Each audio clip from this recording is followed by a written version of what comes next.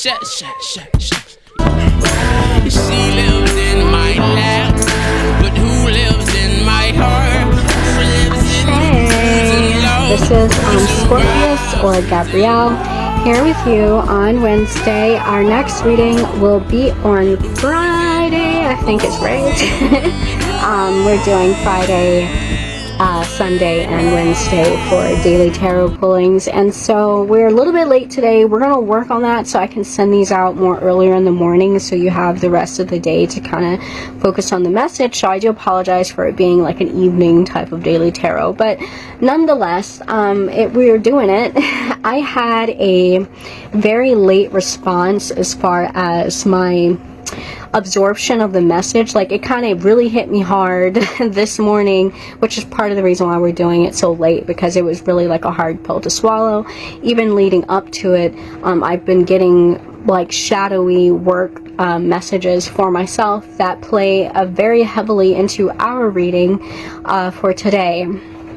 So I may or may not take out the goddess cards just because I feel like some of the things are kind of extensive, and I did bring some of the books for 2 of our oracle cards that we'll be touching on for some advice and insight, and I did write some notes down because I just think they're so relevant, and I'm so terrible with words, so maybe if I read like a little from the book, it'll make more sense to you because I struggle with language. So anyways, but we have the Black Flame and then also the guidebook for the Embroidered Graveyard.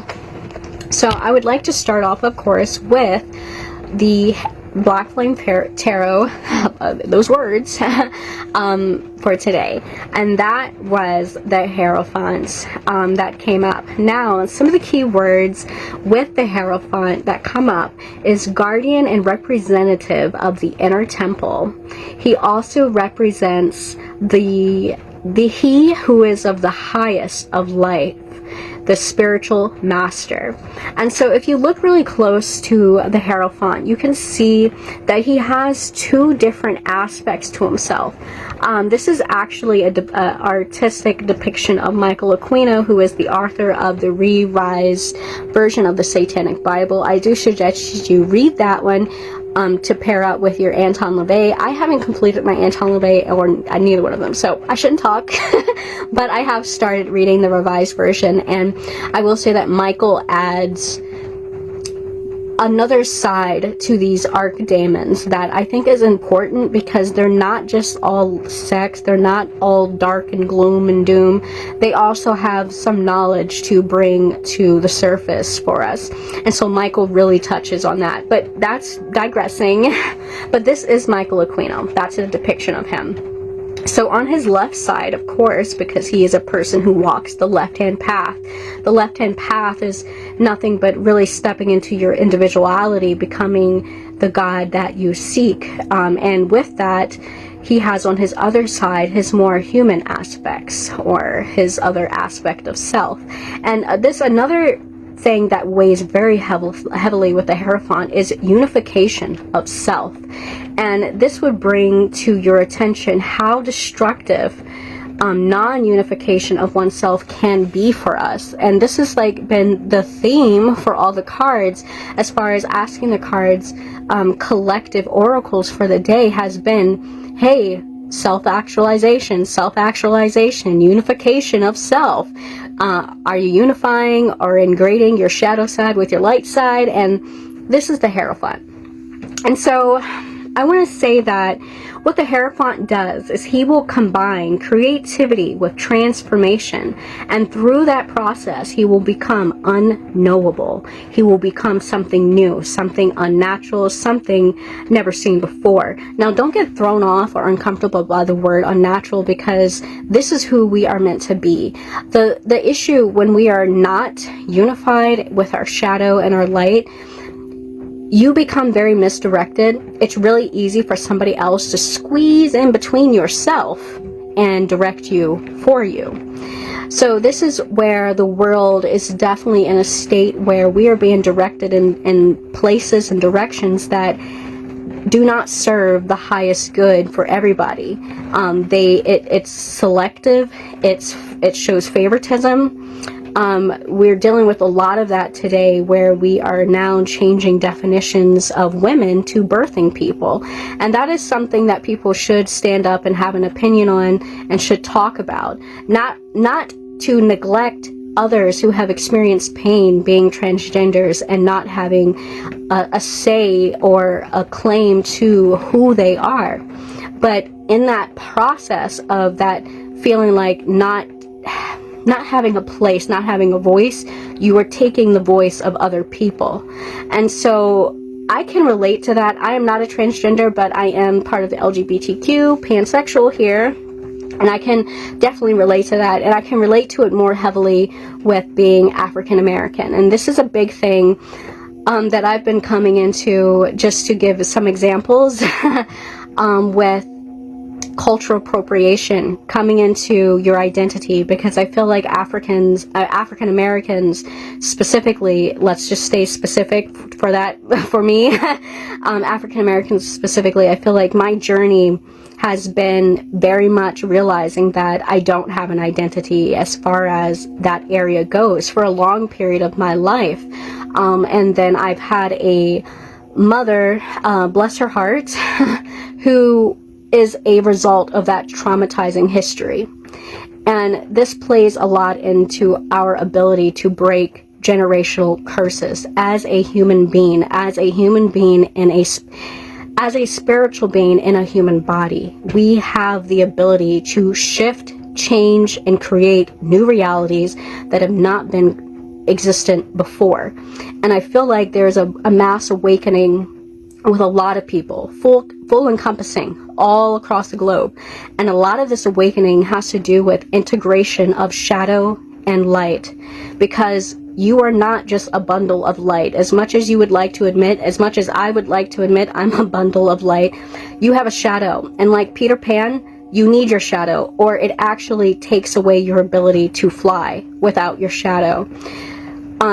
This year has been really acknowledging that shadow side and ego, and what roles they actually play in yourself. Carl Jung, you have a lot of people who have touched on subjects of aspects of self. It's a lot of depth to that, and we're not going to get too deep into it, because 1, Gabby is not well versed, 2, Gabby does not know words that well, and 3, it's a lot. Oh my God! But definitely look into aspects of self. But I will tell you, one thing that has to deal with shadow work and shadow self and ego is that these systems of self are built to protect you from pain. So like when you are triggered, and I get easily triggered by the N-word, for an example. I get easily triggered by anything racially standing, and I'm trying to mend the pain that is in my shadow so that I can create a new reality, to not be so hurt and triggered by my pain. And that is the whole truth of it. And in doing that, when you take a closer look at the fact that your ego's job is to protect you. So when you feel a trigger, that's like yourself telling you, ooh, this hurts. Something here is hurting. Something here you haven't healed from, because it's sitting in your shadow. Our shadows protect us from experiences that we have consciously experienced that were uncomfortable. And that should not be ever shunned away from you. And it's really honestly looking at yourself in an honest way and an objective way to truly tell the truth. And what ways have you been hurt that have changed your shadow? And what are these triggers within your shadow that changes your light, the way you function? Because you could think that you've overcome racial issues, and with this whole racial awakening, and like one of the things I'm having with the Black community is I feel like the pain is validated for sure, without a doubt, but to what extent is the shadow within that pain causing more destruction than new creation? You really have to take a look at that. In what way is your shadow destroying things around you because you are in pain? That is not acceptable. That is not what you should do. And in the end, it only hurts yourself even more, because we are so intricately connected with each other in this experience.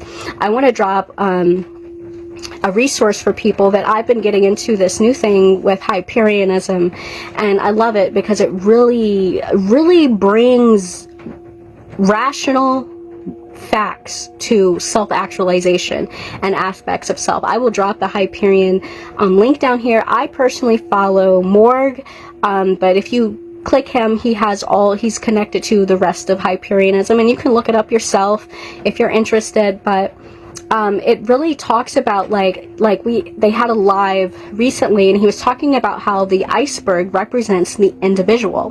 The top of the iceberg is your conscious self, your light self that is seen. Everyone else sees that. This is your light that you project on the world to create realities. Underneath there is the shadow self, the subconscious self, and this is bigger than the light that you actually shine. And this is why it is so important to do that shadow working, because the shadow, regardless of your light, and how your light is nothing but knowledge. Again, light and love, not the same thing. Two different things. Your shadow can be such a nuisance to you because of your lack of ability to work on those shadows. And trust me, I know I have some shadows that I have been like, BAM! No, God! No, God, please, no! No! No! No! You won't do that work? And it's hard to swallow your own shit and to really process it and see where you're shining your light the wrong way, and you can see where the pain is in your light, that you are trying to only focus on that and disregarding a complete whole iceberg underneath. Now, with that, the water that the whole iceberg sits in is collectivism. This is every human experience in the water. And so this is getting deep.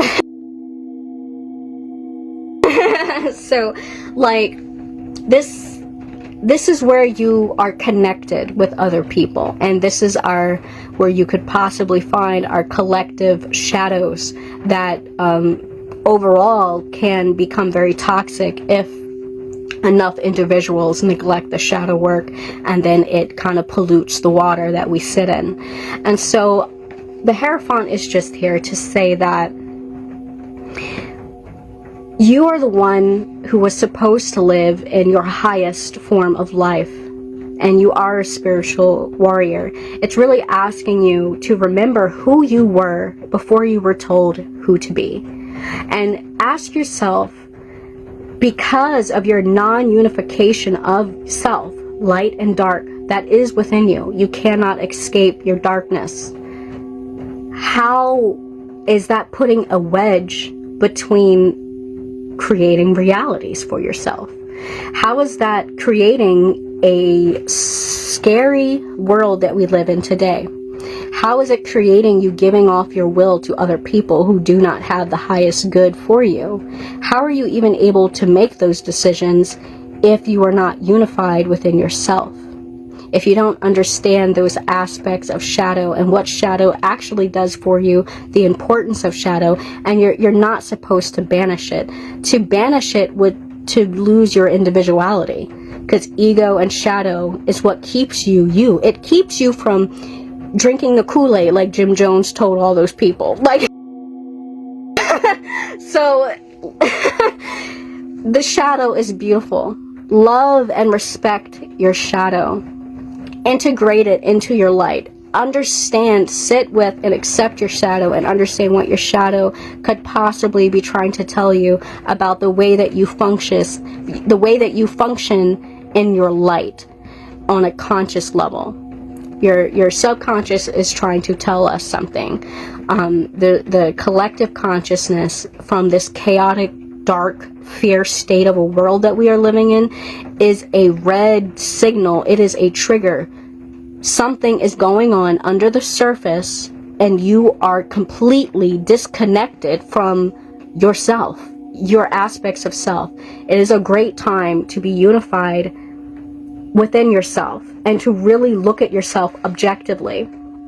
Now, to touch on some things that come from the Hierophant, it is self-awareness is illuminated by desire for answers and resolution. Challenges become prevalent when questions reveal obstacles. Do not shy from your obstacles. Do not shy from the truth that your shadows have to tell you about yourself.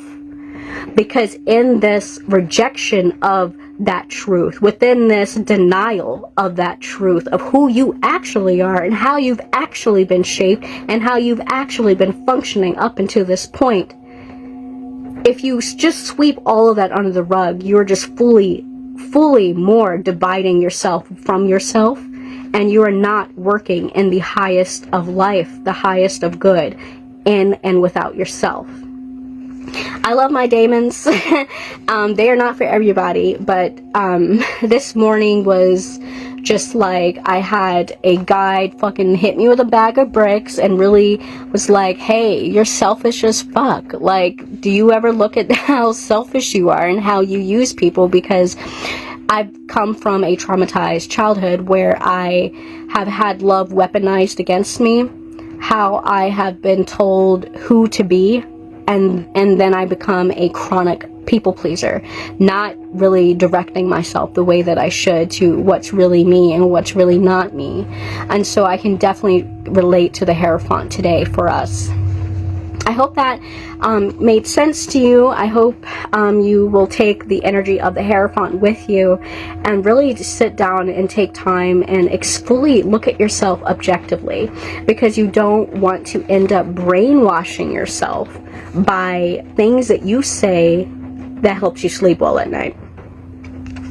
So we will move on to our beautiful new embroidered graveyard. Embroidered graveyard. And so I had already pulled these. Now I want you to guess what the truth, look, I'm about to tell you what it is while I'm asking you guess what it is, Lord. I'm just gonna say it. I drew the Truth Seeker. The Truth Seeker. I have written down notes and I'm gonna read those to you right now. So, ask yourself, what allowed clouded perceptions? Oh, I said that wrong. My bad. Let's start again. What allowed perceptions, dogma, or identities cloud our sight by dampening our spirit and keeping us small? Perception is not greater than wisdom. Perception is needed to be broken down and reevaluated. By using objective truth, you really must ask yourself, how are you brainwashing yourselves with your perception into a new truth, a new truth, not objective truth, a new truth. This is a temporary fix. You need to start to see yourself as a big part of your own story and the ways in which you get in your own way. Question everything and seek objective truth, not your truth, not the truth that you want everybody else to go by, but objective truth, the highest truth that includes you, aspects of you that you deny, and aspects of other people that they deny, and aspects that include all of us collectively and all aspects of ourselves. We really need to come into a better understanding of ourselves, and I'm realizing this every day. I'm realizing it every day with myself, with how I have just been completely blind for a long time, and that part really gets to me for the amount of time that I've wasted not knowing that I have been the biggest person in my own way because of my lack of ability to look at my shadows. By telling myself things from my own perspective, you may be stuck in victimhood. I can feel you on that. You may be stuck in your ego, feeling entitled, feeling like they owe you. But do they really owe you? Or do you owe yourself something, and now you're causing everyone punishment because of the things that you have not given to yourself? Truth seeker. Seek the objective truth. Question everything. Love you. So we'll move on to our quote. And this is also beautiful. And this speaks heavily to shadows. Shadows. Our shadows. The shadows of other people. Listen closely. Attack, pain, fear, judgment, and any form of separation are merely calls for help. You heard me say call, right? Let's try it again. 3 times always. Attack, pain, fear, judgment, and any form of separation are merely calls for help. Attack, pain, fear, and judgment, or any form of separation, are merely calls for help. So like I said, with those triggers, and when those triggers come up, like, triggers are literally your shadow, your ego, letting you know you've been hurt by something. In this area, in this spot right now, you've been hurt and you're still not healed yet. Take a time to yourself to really pinpoint that trigger pain before just getting triggered and lashing out on the other person, because I do that. Not realizing that the power always lies within you. Your ego is not to be destroyed. And that's something that I have come around to understanding a lot better, because I've always been the one to say, it feels like there's the Satan and devil are raging inside of me. Well, yeah, it's your shadowy side and your highest self. Your shadow is telling you, hey, there's work to be done. Hey, there's things here that need to be done. Hey, you know? And you're just like, no, I know it all. There is stuff that the darkness, the pain, the fear, the judgment, the shadows can teach you, so that you can resolve those elements within yourself. And then once you resolve them within yourself, you can resolve them with other people. You can communicate better with other people's shadows. I chose the shadow. I chose the darkness. I chose the demons because I want to understand them better, so that I can understand my shadows better, that I definitely run away from. And every day, it's not every day, but it does happen. My demons really hit me hard with a reality check, and they say, your demons are your greatest obstacle. It's not me. Your own demons are your greatest obstacles. We do have inner demons. They are not nothing to be afraid of. They're not nothing to shun. They are scary, because nobody wants to admit that you're selfish. Nobody wants to admit that you are a victim. Nobody wants to admit that they've been hurt. Nobody wants to admit that they've been weak. Nobody wants to admit none of those things. We want to admit that we got it together and we're good and we're these gurus of light and stuff, but we have an ugly side. We all do. Because we're more than just human. Like, we've got a lot of sides to ourselves. And collectively, we also have that type of vibe as well. And so you first have to know yourself better, so that you can swim in the water of collectivism smarter. So yeah, I hope that sat well with you. This was a card that I had picked recently for myself, and it really hit me hard, because it's like, it's attacks, pain, and fear and judgments that you do upon others, and it's also those same elements that you do upon yourself. What we do to others, we do to ourselves. Alright, and so I'm gonna do one goddess card. I did pull out 2, and I'll just mention the other one, because that one was our last tarot, which was Irene again, and she says peace again. She's saying that there is no need to worry. as everything is working out beautifully. And I feel like now, coming across her again with the Hierophant energy and with the Truth Seeker energy, I'm feeling like she's saying that there's no need to be scared of this shadow work. There's no need to be scared of fear. Like, there's no need to be scared. There's no need to be scared of your demons, your inner demons, because we have them. The fact that we like to think, and we've been programmed to think, that angels and demons, light and darkness, are against each other is part of the reason why we are not unified within ourselves or without ourselves. The fact that both of these aspects are natural. Both of these aspects are part of ourselves. Both of these aspects work with each other. But it is up for the magician, the Hierophant, the you, the I, to decide that this is what I want to do, or am I going to further drive a wedge between myself and others? The other goddess that I pulled out was, I think her name is Sige. Oh my God! I'm going to put her name in the video. She says a quiet time. Take some quiet time alone. Keyword, alone. Shadows like to be alone with you because they're for you. They've always been for you. They stick by you. They help you. They help you not to see the pain. But I feel like avoiding the pain causes more pain. She says, take some quiet time alone to rest, meditate, and contemplate. Take some time to rest, meditate, and contemplate.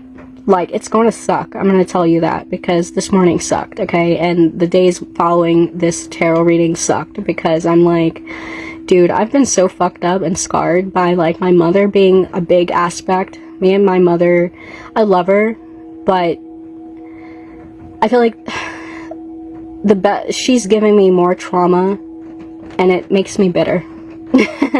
And it's really hard to actually sit with all of these. Ashe again. So my phone died in the middle of Sige, a quiet time, and I was going on about my mother. Good. It was kind of like saying, okay, time to shut that book. Boop. But anyways, so we're gonna move on really fast because I've got like 12%, and I want to like get these out of the way. And I thought while I was getting my phone on the charger and getting it off the charger, I wanted to show you, this is Morg's book. It is Path of Shadow by Morg. He is one of the people who work with Hyperionism. You can find him on YouTube, you can find him on Facebook, and I'm pretty sure he probably has an Instagram, because who doesn't have an Instagram? But definitely check out this book. I haven't read it yet, but I plan to. And yeah, since everything's kind of been like shadow time, shadow. So maybe this can help you with who am I? I breathe the air of Orion. I am the serpent in the grass and the falcon in the sky, both poised to strike. I am a blazing star. That's up here. Alright, so I wanted to show you Morg's book and Path of Shadow. So if you are interested in learning more about shadow work, aspects of self, definitely check them out. Check out that book, and also do your own research and go with whatever resonates with you. So last but not least is our Moon Oracle. And I have balanced spirituality with practicality. Full moon in Pisces, and I love the Pisces, two fishies, and this has a lot to do with that balance, that yin and yang, that light and darkness, integrating your darkness, your shadows with your light, and understand that darkness and light are both different forms of knowledge. Love is its own separate thing. Stop attaching love to light, because it is not the same thing. And stop attaching love to light just to sweep darkness under a rug, because you're only sweeping yourself under a rug, and you're only further separating yourself from yourself. So yeah, and spirituality and practicality, bring your spiritual plan into a practical plan that can actually change the reality. There is formulas and ways to do this, and one of the biggest ways to start is seeing yourself in the world in an objective way, finding an objective truth that is of the highest good for yourself and others. And also see yourself in an objective way that includes your shadow side and your light side, because these are two pieces of the same corn. You cannot corn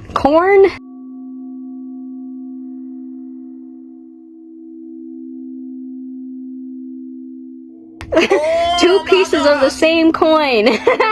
You cannot have one without the other. You can't. If you do that, you're kind of separating yourself, and unless that's what you choose to do, that's what you choose to do. At the end of the day, it's really whatever you choose as your own will to live your life. But we're just trying to ease the pathways, because I feel like we've got a global agenda to kind of get the collective gods who are already split apart within themselves fully split, and so that they can change reality in a way that we don't want it to be changed. So let's fucking grab that train and stop the crash, okay? I really hope this helped you today. It was really heavy on me, and I just freaking I love shadow work. It's never a dull moment with it. I mean, it does get dull when you're not doing the work, but overall it's very rewarding at the end of the day, and it really honestly just brings you closer to uniting yourself and getting to know yourself so that you can better understand and unite with others. Oh, sorry. Question everything, guys. Find the objective truth and understand that you really have to reshape your perceptions, dogma, and identity by any means necessary to understand objectively where it is clouding your sight and dampening your spirit and keeping you small. Challenges become prevalent when questions reveal answers of who you are, where you came from, and what you want to be. Shame. If what they say is, then what makes love exception? So why you?